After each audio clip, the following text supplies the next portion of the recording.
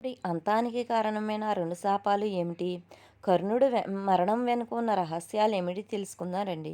కర్ణుడు బ్రాహ్మణ వేషంలో వెళ్లి పరశురాముడి వద్ద శిష్యుడిగా చేరతాడు. పరశురాముడు కేవలం బ్రాహ్మణులకు మాత్రమే విద్య నేర్పుతాడు.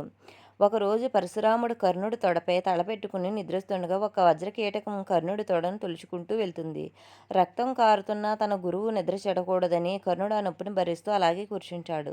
నిద్రలేచిన పరశురాముడు ఆ రక్తాన్ని చూసి, ఇంతటి ఓర్పు బ్రాహ్మణుడికుండదు, నువ్వు ఖచ్చితంగా క్షత్రియుడివే అయి ఉంటావు అని గ్రహిస్తాడు.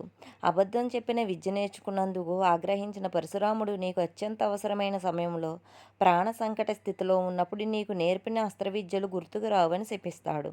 మరో కథనం ప్రకారం కర్ణుడు అస్త్ర సాధన చేస్తున్న సమయంలో తెలియక చిన్న ఆవుదూడను చంపేస్తాడు.